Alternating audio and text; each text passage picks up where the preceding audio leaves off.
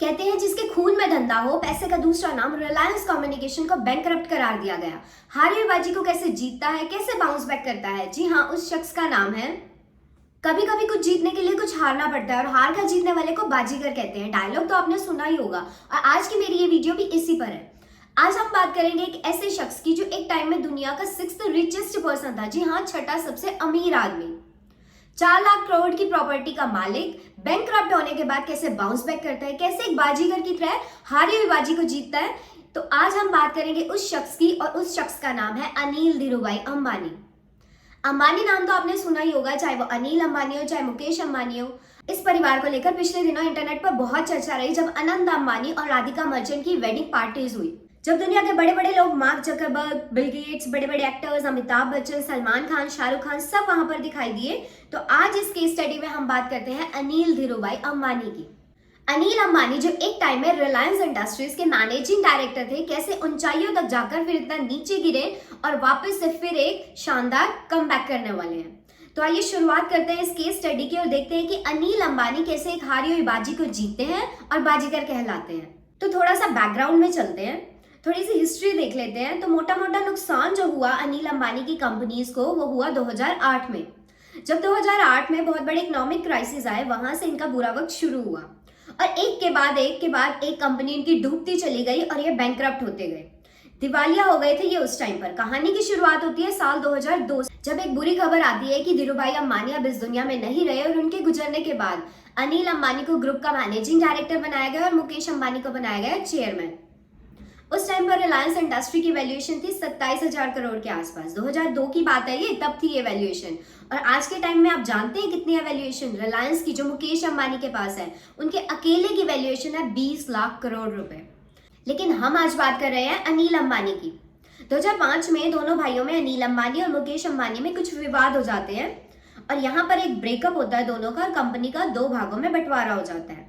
अनिल अंबानी के हिस्से में अब क्या क्या आता है? उनके हिस्से में आता है telecom, power generation and financial services. और मुकेश अंबानी को मिलती है रिफाइनिंग, पेट्रोकेमिकल की कंपनी। और इसके बाद इन्होंने 5 साल के लिए एक नॉन कम्पीट एग्रीमेंट किया। अब ये नॉन कम्पीट एग्रीमेंट क्या होता है? ये होता है कि दोनों एक दूसरे के बिजनेस में सेम बिजनेस नहीं खोलेंगे। जैसे कि मुकेश अंबानी के पास क्या था, रिफाइनिंग, तो अनिल अंबानी रिफाइनिंग का बिजनेस नहीं खोलेंगे। जैसे अनिल अंबानी के पास था टेलीकॉम, तो मुकेश अंबानी टेलीकॉम में नहीं आएंगे। अनिल अंबानी के पास था इंफ्रास्ट्रक्चर, तो मुकेश अंबानी इंफ्रास्ट्रक्चर में नहीं आएंगे। तो इस तरीके से ये दोनों एक दूसरे के बिजनेस में सेम बिजनेस नहीं खोलेंगे। ये 5 साल का एग्रीमेंट हुआ दोनों के बीच में, इसी को कहा जाता है नॉन कम्पीट एग्रीमेंट।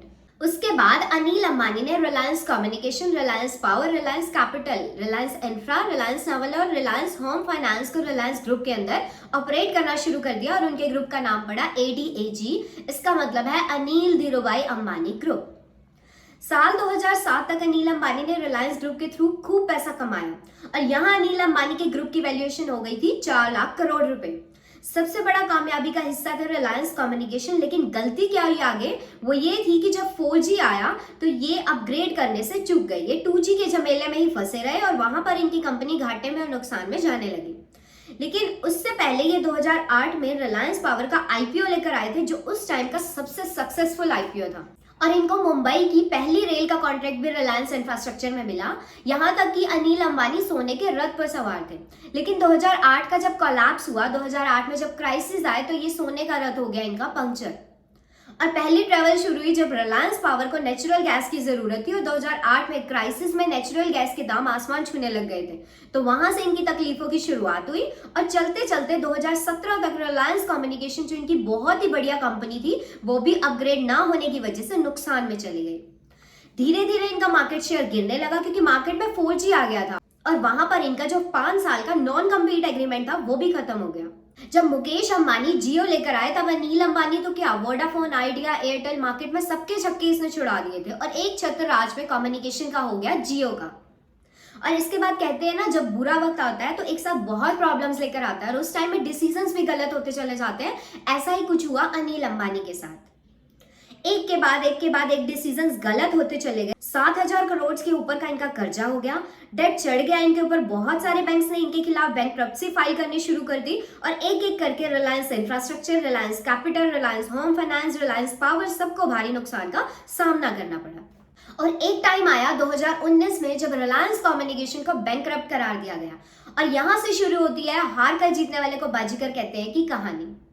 एक एक करके 2019 के बाद ये मीडिया से हटे और इन्होंने अपनी कंपनीज को रिस्ट्रक्चर करना शुरू कर दिया। धीरे धीरे करके कर्जे उतारने शुरू कर दिए, डेट खत्म करना शुरू कर दिया और धीरे धीरे इन्होंने अपने सारे लोन्स उतारे। IDBI bank, ICICI bank, axis bank, DBS का सारा पैसा उतारने के बाद बहुत सारे अरेंजमेंट्स इन्होंने किए और 9 साल बाद केवल 21,000 करोड़ की ये दूरी पर है। और कहते हैं ना कि जिसके खून में धंधा हो वो जल्दी हार नहीं मान सकता। और यही अनिल अंबानी ने धीरे धीरे करके बाउंस बैक करना शुरू कर दिया। अब 2024 में अनिल अंबानी आज के दशक के, आज के टाइम के सबसे हॉटेस्ट सेक्टर में घुस गए हैं। जी हाँ, इलेक्ट्रिक व्हीकल का सेक्टर। और ये सिर्फ इंडिया का ही नहीं बल्कि पूरी दुनिया का हॉटेस्ट सेक्टर है। इस अपॉर्चुनिटी का फायदा उठाकर अनिल अंबानी अब इसमें काम स्टार्ट कर चुके हैं। आप देखेंगे कि आने वाले 2-4 साल में अनिल अंबानी 2 लाख, 5 लाख, 10 लाख करोड़ की कंपनी के मालिक हो सकते हैं। जहां पर मुकेश अंबानी है वहीं पर उसी के आसपास ही आपको अनिल अंबानी भी दिखाई देंगे। तो आज की मेरी ये वीडियो थी कि कैसे आप अपने फेलियर से सीखकर आगे बढ़ सकते हैं, कैसे आप अपॉर्चुनिटी का फायदा उठा सकते हैं। देखिए कैसे अनिल अंबानी पहले ऊंचाइयों तक गए, फिर नीचे गिरे और नीचे गिरने के बाद उन्होंने दोबारा से बाउंस बैक किया, कैसे उन्होंने हारी हुई बाजी को जीता, कैसे अपॉर्चुनिटीज का फायदा उठाया। तो गाइज, अगर आपने भी कभी लाइफ में फेलियर देखे हैं तो उनसे सीखिए कि क्या क्या आपने गलती वहां पर की। उनसे सीखने के बाद अपॉर्चुनिटी का फायदा उठाइए और आगे बढ़िए। तो आज की मेरी ये वीडियो अगर आपको पसंद आई है तो वीडियो को लाइक और चैनल को सब्सक्राइब जरूर कर दीजिए ताकि आगे आने वाली हर वीडियो का नोटिफिकेशन आपको मिलता रहे। So thank you guys.